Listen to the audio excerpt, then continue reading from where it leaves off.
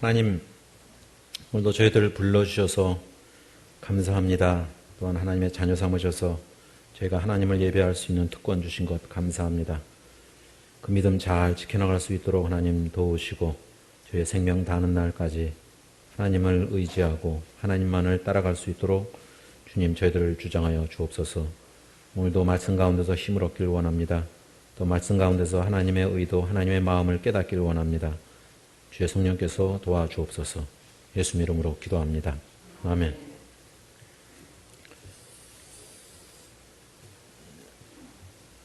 요즘 예레미야서를 읽으면서 새삼 느끼는 점은 이스라엘 백성들이 정말 하나님을 모르지도 않고 또 심지어 자신들이 선민이라는 의식을 갖고 있었음에도 어쩌면 그렇게 하나님의 마음과 어긋난 행태를 취할 수 있을까? 또한 선지자 예레미야를 통해서 그리도 많은 경고를 했음에도 오히려 자신들을 위한 그 선지자를 모함하고 죽이려고까지 할까? 그렇다면 우리가 살고 있는 이 시대의 그리스도인들의 모습은 뭐 다른 게 있을까라는 생각이 들었습니다. 그럼에도 불구하고 어떤 부정적인 측면보다는 혹은 비판적인 측면보다는 본받아야 될 교회의 모습과 긍정적인 본보기는 어떤 교회이고 또 어떤 그리스도인의 모습인가라는 것을 생각해 봤습니다. 아마도 아주 오래전에 요한계시록 2장 8절부터 11절의 말씀을 드린 적이 있는 것 같습니다. 그런데 이번에 다시 예레미야서를 읽으면서 특별히 소모나 교회와 연관지어 가면서 저 자신도 새롭게 말씀을 대하게 되는 계기가 되었습니다. 우선 이 소모나는 이 소아시아에서 가장 아름답고 부유한 항구 도시였습니다. 그 알렉산더의 후계자에 의해서 새롭게 되었던 이 소모나는 일찍부터 다른 도시에 비해서 아주 각별하게 로마에 충성했던 그런 도시입니다. 그리고 로마 여신을 위한 신전이었고 또 티베리우스 황제를 위한 신전이 있었던 곳입니다. 다른 도시에 비해서 정말 유별나게 그 로마에 충성했고 또 이런 우상이 아주 범람했던 그런 도시 중에 하나였습니다. 또 재미있는 사실은 그 안에 유대인들이, 이스라엘 백성들이 많이 있기도 했습니다.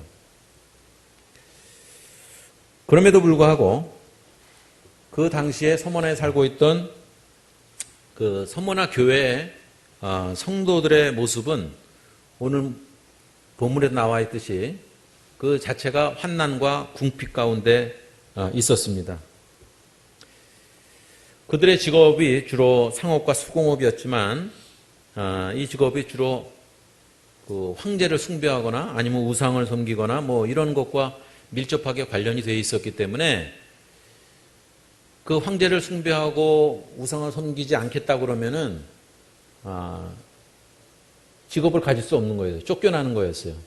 그러니까 당연히 직업을 포기해야 됐고 가난에서 벗어나기가 어려웠습니다. 그 도시가 얼마나 아름답고 또 그 도시가 얼마나 황제에 충성했는지 당시에 그 시저는 아주 그 도시의 서머나 도시에 대해서 극찬을 금하지 않았습니다. 가장 충성되고 가장 아름답고 그런 도시라고 칭찬했습니다. 따라서 신앙생활하기에는 최악의 환경이라고 할 수 있었습니다. 살기에는 참 좋죠. 풍요롭고 아름답고 한데 신앙을 지켜나가는 것은 참 아이러니하게도 반대 길로 가는 것이었습니다. 그러니까 우리가 돌이켜보면 고난 있고 힘들고 어려운 환경 가운데서 믿음 지켜나가는 것이 어찌 보면 쉽죠. 또 이곳을 통해서도 순교자들이 많이 나왔고 또 이 도시에 있어서 소모나 교회에 대해서 몇 가지 알아야 될 점들이 몇 가지 있습니다. 당시에 유대인들이 거기에 많이 있었음에도 불구하고 사실은 유대인들 때문에 오늘 본문에 나온 것처럼 신앙생활하는 것이 더 그리스도인들이 믿음을 갖는 것이 더 힘들었다는 것이죠.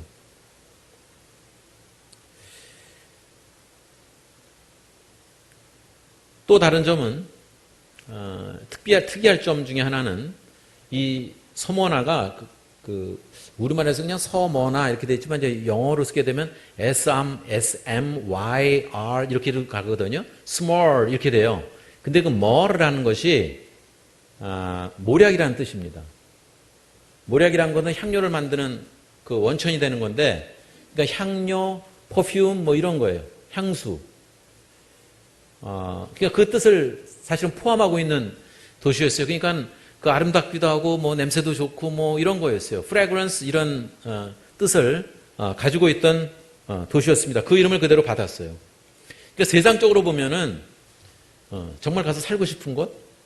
아마 미국 사람들에게서는 뭐 뉴욕 같은 그런 곳일지도 모르죠. 하지만 그런 곳일수록 실제로는 신앙생활하기가 정말 힘들었던 것 중에 하나였습니다. 또한 유대인들은 자기네들이 핍박을 받으니까 자기네들이 유일신을 믿는다고 했기 때문에 그걸로 인해서 로마로부터 그 황제로부터 핍박을 받는 그것에 의해서 오히려 그리스도인들도 쟤네들도 똑같이 믿는다 해갖고 말하자면 요즘 말로는 물신 작전을 쓴 거예요.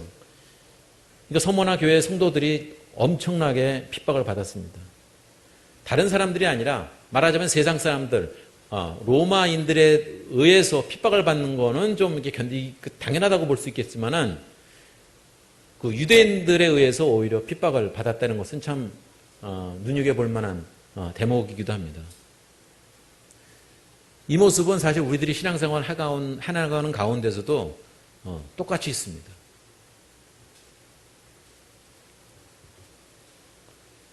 차라리 귀신이 많고 이런 잡신들이 많은 그런 거 가서 복음 전할 때 핍박받는 거는 괜찮은데 교회 내에서 핍박받는 거 아니면 주변에 많은 그리스도인들이 있음에도 불구하고 신앙을 지켜나가는 거 힘들다는 것은 정말 어려운 일이죠. 감당하기가 쉽지 않습니다. 이미 오래전에 한국 그리스도인의 기독교인 숫자가 1200만이라도 지금은 줄어들고 있습니다만 그런 가운데도 정말 믿을 만한 사람, 믿음의 동력자들, 교회 안에서도 정말 믿음의 그 형제 자매들을 만나는 것이 쉽지 않습니다. 자기의 마음들, 자기의 신앙적인 고민이라든가 고충이라든가 이런 거를 나눌 때가 쉽지 않습니다. 그래서 중보기도팀 교회마다 그런 거 있기도 하지만은 때로는 거기에 기도 제목 내놓을 때 정말 중요한 것들은 쓰지 않아요. 왜냐하면 못 믿으니까. 제가 있던 곳에서 그런 경우가 더러 있었습니다. 그래서 결국은 중간에 막 그 수정하고 많이 그랬어요. 본인은 자기는 생각해서 한다고 그러는데 자기가 이제 기둥보 기도해서 그 제목을 본 거예요. 그럼 그냥 기도만 하고 나와야 되는데 나와서는 그 기도 제목 쓴 사람한테 좀만 참아요 이렇게 아는 척을 하는 거예요 다. 그럼 이제 얼굴이 붉어지고 그 기도 제목을 더 이상 내놓지 않는. 그리고 오히려 그것 때문에 그거로 인해서 사람들에게 하나님의 말씀에 의해서 충고를 하는 게 아니라 자기의 세상적인 지식, 자기가 갖고 있던 경험들 그런 걸 토대로 해서 또 얘기를 해줍니다. 그러면 결국은 하나님의 마음과는 동떨어지는 충고나 그런 고백을 하게 되는 것이었습니다. 이 도시는, 이 서머나 교회는 그런 문란하고 그런 그 우상이 범람했던 곳에 있었기 때문에 교회의 정체성을 지켜나가는 것이 아주 어려웠습니다. 그럼에도 불구하고 바로 이곳에서, 이 서머나 교회에서 훗날에 위대한 기독교 지도자가 나오는데 이거는 웬만한 사람이면 다 알만한 이름입니다. 폴리카프이라고 하는 그런 분이었습니다. 당시 유대인들은 폴리캅스를 설명할 때 아시아의 선생이자 또 기독교의 대부, 그 영어로는 church father라고 그래요. 교부라고도 표현하죠. 그리고 그 당시에 많았던 그 신들을 무너뜨린 자요, 수많은 사람에게 희생제물을 바치지도 않고 경배하지도 말라고 가르치는 자라고 얘기했던 사람이었습니다. 결국은 순교를 당했죠. 그 순교를 당할 때 그 이야기가 정말 감동적입니다. 그래서 오늘은 그거를 좀 소개해 드리려고 합니다.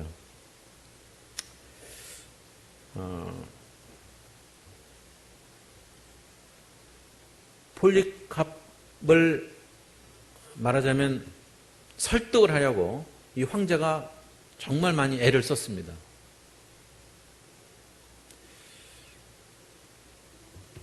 그냥 시저를 신이라고 부르고 또 그에게 제사를 지내면 살줄 텐데 뭐 이렇게 너는 그 믿음을, 그 신앙을, 그리스도를, 예수 그리스도를 지키려고 애를 쓰느냐. 그때 폴리캅스는 아무런 대답도 하지 않았습니다. 그리고 그는 당신의 충고대로 할 수가 없습니다라고 당당하게 얘기했습니다.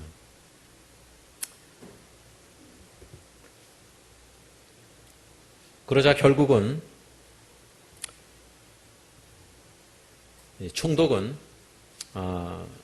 이 폴리캅스를 부릅니다.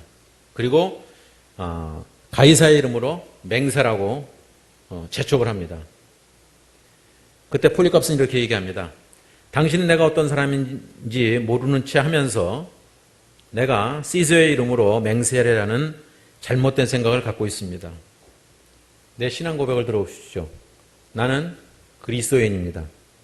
만일 당신이 그리스도의 교리를 알기 원한다면 나에게 하루의 여유를 주고 내 말을 들어보십시오. 총독은 백성들을 설득해보라고 말합니다. 폴리캅스는 이렇게 대답합니다. 나는 당신에게 한 가지 이유를 제시하는 것이 좋겠다고 생각하고 있었습니다. 우리는 해가 되지 않는 한 하나님께서 임명하신 행정장관들과 당신들, 그 권세자들을 존경하라는 가르침을 받아왔습니다. 그러나 나는 저 사람들 앞에서는 변호할 필요가 없다고 생각합니다. 왜냐하면 그들은 그런 대상이 되지 못하기 때문입니다. 총독이 얘기합니다. 나는 사나운 짐승들을 준비해 두고 있는데 당신이 만약에 마음을 바꾸지 않으면 당신을 그 짐승들에게 던져버리겠소. 그러자 폴리캅스는 또 당당하게 얘기합니다. 짐승들을 부르십시오. 우리는 선을 버리고 악으로 돌이켜서는 안 됩니다. 오히려 악에서 돌이켜서 덕을 택하는 것이 선한 일입니다. 그러자 총독은 다시 얘기합니다. 그러면 당신을 화형에 처하겠다고 다시 협박을 합니다. 폴리캅스는 또 대답을 합니다. 당신은 잠시 붙었다가 꺼지는 그 불로 나를 위협하고 있지만 그것은 소용이 없습니다. 왜냐하면 당신은 장차 임할 심판과 악인을 위해 예비된 영원한 형벌의 불을 알지 못하고 있기 때문입니다. 왜 지체하십니까? 빨리 당신이 원하는 대로 하십시오. 이렇게 말하는 폴리캅스의 얼굴에는 은혜와 확신이 가득 차 있었다고 합니다. 자, 이런 지경에 이르렀을 때, 실제로 화형에 처했을 때, 참 놀라운 일이 벌어졌습니다. 장작을 태워서 불이 났을 때, 이 화염이, 이 불길이 폴리캅스 가운데 있는데, 그것이 마치 기둥처럼 폴리캅스를 감쌌다고 합니다. 놀라운 일이죠. 결국은 그 화형에 처해졌지만 그 폴리캅스에 의해서 이 소모나 교회는 사실은 에베소 교회라든지 이런 교회들이 유명하지만 그 도시는 지금 사라졌지만 이 소모나는 오늘 말씀과 더불어서 7교회의 사도 요한이 예시한 7교회 중에서 칭찬받는 교회이기도 했습니다. 빌라델피아 교회에 더불어서 소모나 교회는 꾸중을 듣지 않고 칭찬받는 교회였다는 것을 기억할 수 있습니다. 자, 그걸 보면 정말 그 환난과 궁핍, 정말 힘든 지경에 있음에도 불구하고 믿음을 지켜나갔던 것이 위대한 거죠. 따라서 역설적으로 얘기하면은 사실은 환경이 좋고 풍요롭고 그런 것만 즐길 수 있다면은 오히려 신앙생활을 하나님을 제대로 믿고 나가는 데는 오히려 어려움이 뒤따를 수 있습니다. 그것을 하나님께서 높이 보신 것입니다. 오늘 본문에 보면 요한계시록 2장 8절에서 11절을 다시 보시면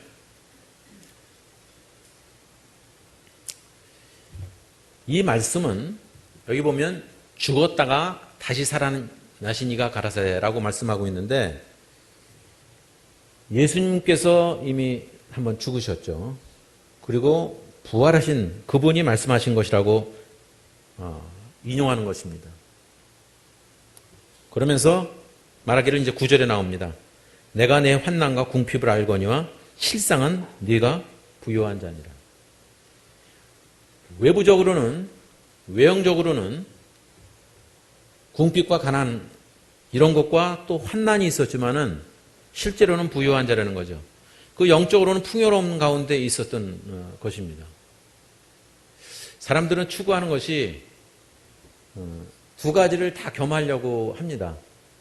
그건 아마 어찌 보면 대부분의 그리스도인들이 그럴지 모르겠어요. 풍요롭기도 하고 또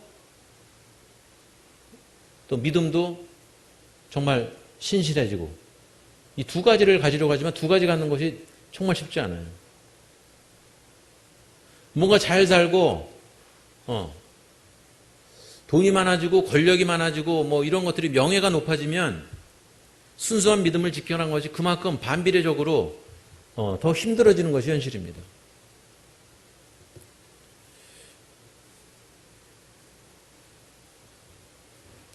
그리고 우리 자신을 돌이켜 보더라도 어떤 고난 가운데서 어떤 어려움이 다가왔을 때 하나님을 찾는 마음이 더 많아지지 편할 때는 하나님 별로 그렇게 찾지 않습니다.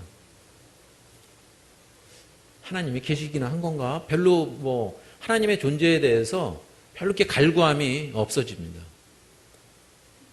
이 서문화 교회의 성도들이 이 믿음을 지켜나갔던 것은 대단한 거예요. 마치 지금 우리 시대로 말하자면 저 북한에서 이불 속에서 조용하게 믿음을 지켜나가는 사람들과 똑같은 거죠. 이제 그 나이 많으신 분들이 점점 돌아가시니까 믿음을 이게 전수해 나가는 것이 어렵겠지만은 정말 믿음 생활을 할 수 없는 곳에서 믿음을 지키라는 것은 쉽지 않습니다.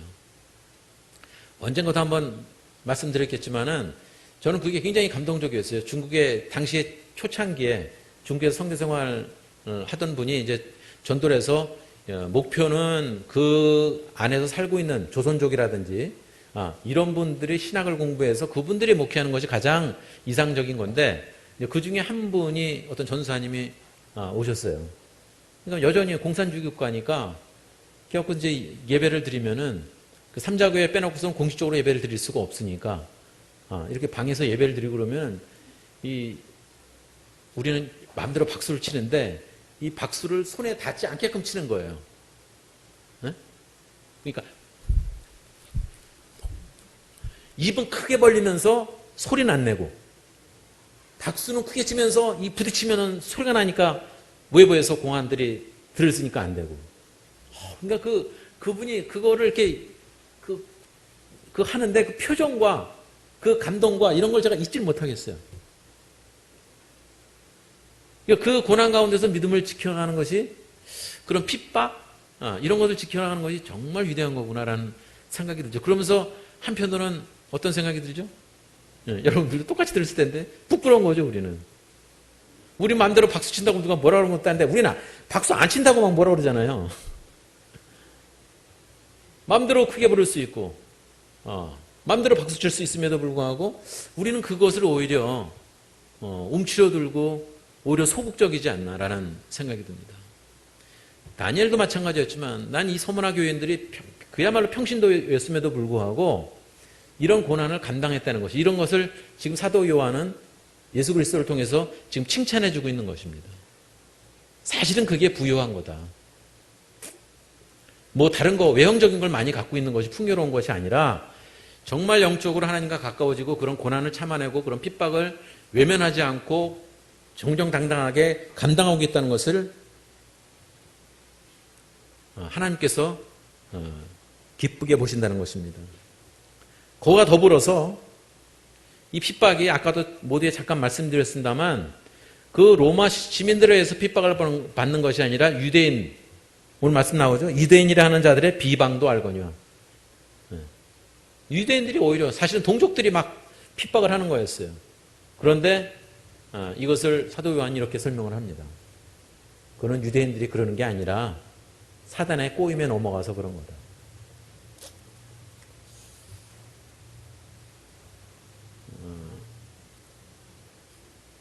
미국에 있을 때 어떤 분이 국결하신 분인데 남자분이 교회만 오면은 이렇게 얼굴이 막 그냥 찡그러져 있어요. 이게 이그러져 갖고 늘 화가 나 있어요. 그래서 이렇게 말을 붙이기가 힘들어요. 그리고 톡 건드리면 다 터질 것 같아요, 그냥. 그래서 제가 한 번은 이렇게 빌딩과 빌딩 사이에서 이렇게 하다가 이제 만났어요.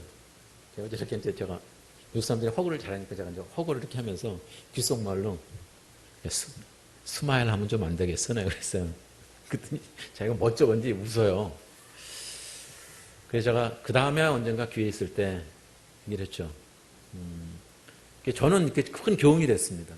어떤 분이 저한테 막 화를 내거나 저한테 막 인상을 쓰잖아요. 그러면 제가 적어도 그 사람을 미워하진 않게 되는 계기가 됐는데 대부분의 그런 사람들은 그 이전에 저를 만나기 이전에 무슨 일이 있었어요. 뭐 부부싸움을 했거나 아니면 뭐 아이 때문에 속을 썩였거나 그러면은 그것이 흔히 말하듯 딴 데 가서 터지는 거예요.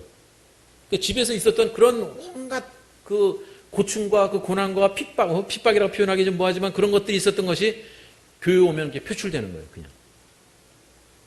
그래서 이게 이분이 나한테 화를 내고 나한테 짜증을 내는 게 아니라 이 이면에 그 이전에 무슨 일이 있었구나. 그러니까 오늘 본 말씀 보면 사단의 꼬임에 넘어간 거예요. 마음에 그 시험에 들은 거죠. 실족한 거예요. 그러면 적어도 그 사람을 미워하게 되진 않습니다. 싸우게 되진 않아요. 그리고 그 사람을 포용하고 제가 얼마 전에 묵상 embracing 이렇게 껴안아주고 안아줄 수 있는 계기가 됩니다. 이 사도 요한은 유대인들을 미워했던 건 아니에요. 그러니까 우리가 누구를 볼 때마다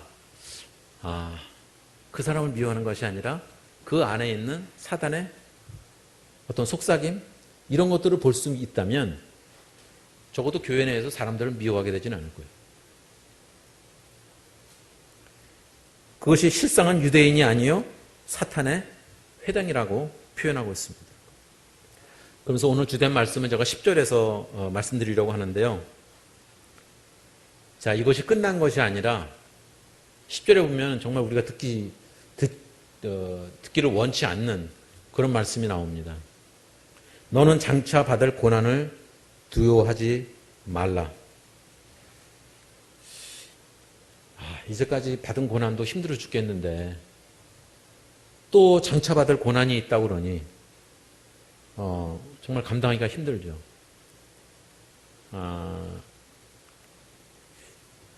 영어로 표현하면 좀 좋은데요. 두려워하지 말라라고 할 때 do not fear 라고도 얘기할 수 있어요. 두려워하지 말라. 하지만 또 하나 말씀은 fear nothing 이렇게 표현할 수도 있습니다. 어떤 것에도 두려워하지 말라라고 하는 표현이죠. 그러니까 우리에게 닥치는 것들이 사람마다 다 다르고 사람마다 받는 고난과 또 사람들이 갖는 그 고민들이 서로 다 다릅니다. 하지만 그런 것들을 다 막론하고 그런 것에서 두려워하지 말라는 것입니다.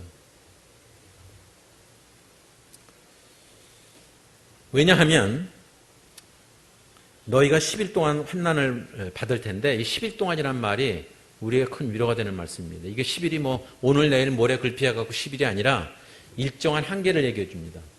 저는 가장 살아가면서 힘든 것 중에 하나가 무작정 기다리는 거예요.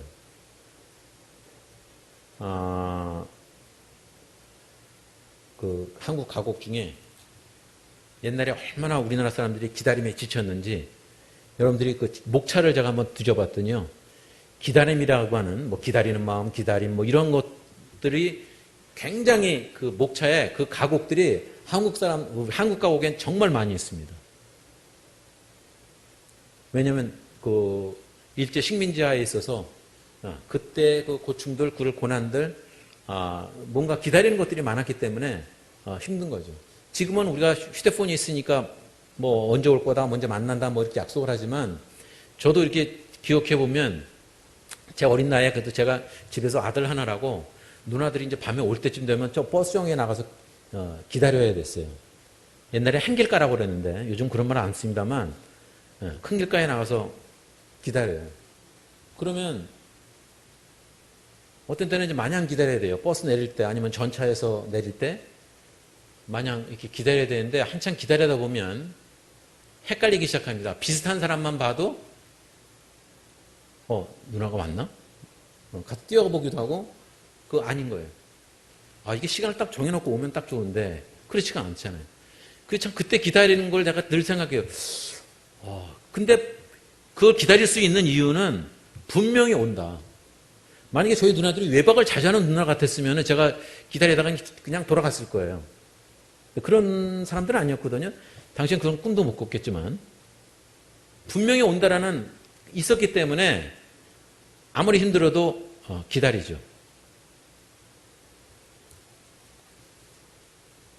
미국에 와서는 나중에서 이제 그 이유를 알았는데 제가 연희동에 있을 때 막내가 이제 왔어요. 자기 홍대 입구에 가고 싶대요. 그래서 그래. 제가 이제 홍대 입구에서 저는 할 게 없더라고요. 그리고 자기가 혼자 놀기 원해요. 저하고 이게 이 케미가 잘 안 맞으니까 저보고 들어가라고 그러더라고요. 혼자서 이제 한국말도 잘 모르는 애가 혼자서 있겠다고 그러니까 오케이. 그리고 들어가서 기다렸어요. 그래서 이제 그래도 한 10시에는 와라. 그래서 이제 10시부터 이제 버스정에 앞에 이제 기다렸죠. 혹시 딴 데 지나갈까봐. 11시가 돼도 안 오는 거예요. 야, 이거 어떡하지? 전화는 안 되고. 집에 가 기다렸어요. 11시 반이나 12시 돼서 들어온 거예요. 보니까, 자기 시간 가는 줄 몰랐대요. 나중에 한 2, 3년 전에 우리 큰애가 왔을 때 홍대 입구를 같이 갔습니다. 그제서야 제가 이유를 알았어요. 정말 재밌는 거예요. 정말 재밌어요. 뭐가 많아요, 애들이 시간 가는 줄 모르고 돌아다니만 하겠더라고요. 그때 제가 그러면서, 이게 누구를 기다리고, 여러분들 전화만 기다리는 것도 잘 쉽지 않은데, 뭔가 기한이 정해져 있다는 것은, 이건 정말 보장된 거예요. 하나님을 향한 우리의 고난과 어떤 고충이 일정 기간, 딱 10일이라는 거죠. 그것만 참으면 된다는 거예요. 환난을 받을 텐데, 그걸 참는 거예요. 저는 육상을 참 좋아하는데, 그 중에서도 이게 달리기, 이거 참 좋아해요. 보는 걸 참 좋아하는데, 그 가운데서도 장애물 경기를 제가 즐겨봅니다. 인생은 장애물 경기 같아요. 여러분들 5종 경기 이런 거, 그런 거 아시나 모르겠네요. 여자분들은 그런 거 아시나요? 5종 경기로 보면, 정말 그 사람이 대단한 사람이면 여러 가지 운동들을 다 잘해야 됩니다. 그 중에 대표적인 것들이 장애물이 꼭 들어갑니다. 근데 그거를 견뎌내야 메달을 딸 수 있습니다. 여러 가지, 각가지 장애물들이 생깁니다. 뛰어넘는 것도 있고요. 물을 지나가는 것도 있고요. 여러 가지입니다. 저는 인상의 신앙생활을 한다는 것이 그런 장애물 경기와도 같다고 저는 생각합니다. 그러면서 하시는 말씀이 네가 죽도록 충성하라. 그리하면 내가 생명의 관을 내게 주리라. 이 우리에게 너무 익숙하죠. 죽도록 충성하라. 너무 쉽게 얘기하는 것일지도 모르겠어요. 찬송가도 우리가 많이 부르기도 하고요. 여러분들이 아시다시피 언젠가 제가 새벽기도 때 말씀드린 것 같기도 한데 과거 3, 40년, 4, 50년 전에 많이 부르던 찬송가 요즘 안 부르는 것이 몇 가지가 있는데요. 한번 제가 예를 들어볼까요? 푸른 바다 나선이 몸 이런 찬 안 불러요. 이제 푸른 바다서 아골골짝 빈들에도 잘 안 갑니다. 이름도 없이 빛도 없이 일을 안 하려고 그럽니다. 그 찬송가 옛날에 정말 많이 불렀거든요. 요즘은 잘 안 불러요. 그 다음에 내게 있는 모든 것을 이런 거 찬송 안 불러요. 실제로 내게 있는 모든 것 잘 안 드리잖아요. 그런 열정들이 사실은 지금 좀 사라져가는 거죠. 근데 여기서 죽도록 충성한다는 얘기는 충성한다는 be faithful, 믿음을 지켜나가는 건데 어느 지점까지냐면 죽음의 직전에 이를 때까지, 죽음이 다다를 때까지, 죽음의 어떤 포인트에 그 마지막 순간에 이를 때까지 하라는 거죠. 그 다음에는 우리의 몫이 아니라는 것입니다. 그건 정말 그래요. 제가 한번 그때 생각해 보니까 7년 반 지금 벌써 넘었네요. 그 순간에 지금 당신 죽겠습니다라고 하는 말을 의사가 제 위에서 이렇게 했을 때 이게 이제 나의 마지막이구나, 이게 끝이구나, 내 인생의 끝이구나라고 생각해서 제가 할 수 있는 것이 없어요, 정말. 그러니까 하나님께서도 우리의 그것을 아시는 거죠. 그 다음에 하는 것은 하나님께서 하시는 거예요. 그리하면 내가 생명의 관을 내게 주리라. 이것은 어떤 영생, 이터니티, 어떤 영생을 준다는 의미로도 볼 수 있겠지만은 이것은 사실은 우리가 살아가면서 관을 얻는 것도 마찬가지예요. 생명관. 우리가 인생을 지키면 꼭 죽어서 어떻게 천국에 가겠다는 의미뿐만 아니라 우리가 살아있으면서 인생을 살아가면서 생명의 관을 갖는 것도 매우 중요하다고 생각합니다. 아무 그냥 살면 어때? 그냥 죽어서 그냥 천국만 가면 되지. 저는 이 태도가 전 더 큰 문제라고 생각하거든요. 사람들은 그렇게 생각을 해요. 그럼 어때? 그냥 나중에 천국만 가면 되지. 그냥 내가 구원 받았으니까, 아무렇게 살아도 돼. 저는 이런 의식이 우리의, 신앙을 좀먹는 것이라고 저는 생각을 합니다. 내가 죽도록 충성하라. 그리하면 내가 생명의 관을 주리라라고 하는 것은 내가 이 땅에 살아가면서도 하나님의 면류관, 그 생명의 관을 갖는 것을 얘기합니다.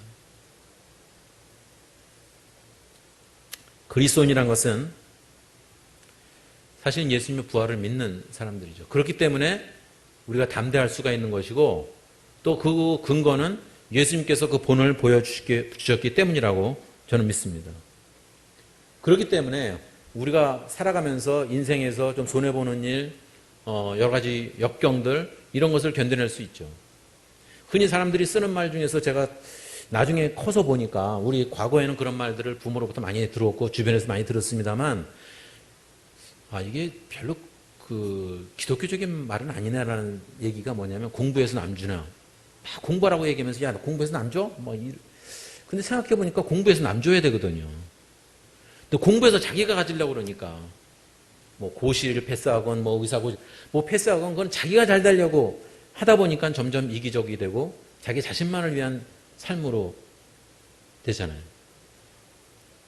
뭐가 돼서 뭐가 합격이 되든 공부해서 남주는 그런 그리스도인이 되면 어떨까? 얼마나 좋을까? 그리고 사람들이 그러죠. 야 그거 한다고 밥 생기냐? 그거 한다고 너한테 무슨 이득이 되냐? 이런 거죠. 전부 자기중심적인 나 중심적인 그런 것만 생각해야 됩니다. 그러니까 주변이 다 그런 세계 속에서 우리가 살아왔습니다. 하지만 이제 좀 각도를 달리해서 정말 공부해서 남주는 그리스도인들 나한테는 득이 안 되지만 하나님께 득이 되고 다른 사람들에게 득이 되는 인생을 사는 것이 하나님께서 원하시는 거 아닌가. 그러니까 핍박과 고난과 이런 걸 받는다는 얘기는 자기를 내려놓는 것을 얘기를 합니다. 하나님의 뜻대로 살아가는 것을 얘기합니다. 죽음이 결코 우리가 피해갈 수 없는 두려움에는 분명하지만 우리에게는 하나님의 약속이라는 것이 있습니다. 그냥 무작정 무기한 아니면은 기약 없이 기다리는 것이 아니라 어느 한 순간입니다. 일정한 기간만 하면 되는 것입니다. 자, 그렇다면은 그 다음에는 하나님의 약속이 있고 그 생명책에 기록된 바 오늘 말씀 마지막에 보면 둘째 사망의 해를 받지 않는다. 사람들은 한 번은 다 죽습니다. 근데 이 말씀은 좀 해석하기 어렵지만 요한계시록 20장 뒤편에 가보면은 이거에 대한 설명이 될 수 있는 말씀이 나옵니다. 이건 한번 우리가 보고 가죠. 20장 그 책에서 요한계시록에서 20장 뒤편을 보시면 20장 11절부터 제가 한번 좀 읽어드리겠습니다. 이 요한계시록을 보면 좀 말씀들이 좀 무시무시해서 좀 겁이 나기도 합니다. 자, 11절부터 제가 읽어드리겠습니다. 또 내가 크고 흰 보좌와 그 위에 앉으신 이를 보니 땅과 하늘이 그 앞에서 피하여 간데 없더라. 또 내가 보니 죽은 자들이 큰 자나 작은 자나 그 보좌 앞에 서 있는데 책들이 펴 있고 또 다른 책이 펴졌으니 곧 생명책이라. 죽은 자들이 자기 행위를 따라 책들에 기록된 대로 심판을 받으니. 우리가 죽은 다음에 심판을 받는 거예요. 그죠? 바다가 그 가운데서 죽은 자들을 내주고 또 사망과 음부도 그 가운데서 죽은 자들을 내주매 각 사람이 자기의 행위대로 심판을 받고 사망과 음부도 불못에 던져지니 이것은 둘째 사망 곧 불못이라. 누구든지 생명책에 기록되지 못한 자는 불못에 던져지더라. 이 약속을 던지지 않을 약속을 오늘 소문화 교회 교인들에게 주시는 것입니다. 이기는 자는 둘째 사망의 해를 받지 않느니라. 자, 이기는 것이 뭡니까? 이 세상에 돈을 많이 벌고 이 세상에서 성공하는 것이 이기는 것이 아니라 그 환난 속에서 10일 동안의 환난, 어느 일정 기간 동안의 환난을 참고 견디는 자, 그런 자가 이기는 자라는 것입니다. 그렇다면 우리가 접하는, 우리가 직면하는 여러 가지 고민들, 문제들에서 두려울 것이 없고 설사 세상 사람들에 의해서는 저 사람 뭐 실패했다고 불려줄지 몰라도 하나님 앞에서는 우리는 성공한 사람, 이기는 사람이 저는 될 수 있다고 믿습니다. 과거의 단순한 생활보다는 지금 우리 시대 21세기에 살아가는 사람들이 훨씬 더 복잡하고 유혹이 많은 세계 속에서 살고 있지만 또 그 가운데서도 우리의 믿음의 교부들이 많이 있기 때문에 우리의 믿음을 지켜나갈 수 있는 힘이 다시 있습니다. 하나님의 말씀이 얼마나 많이 펼쳐나옵니까? 인터넷만 틀어도 하나님의 말씀 정말 많이 나오고 책들도 많이 나옵니다. 그거를 이겨나갈 수 있는 동시에 힘도 또 이런 자료도 충분합니다. 하지만 그 가운데도 중요한 것은 우리의 저는 마음이라고 생각합니다.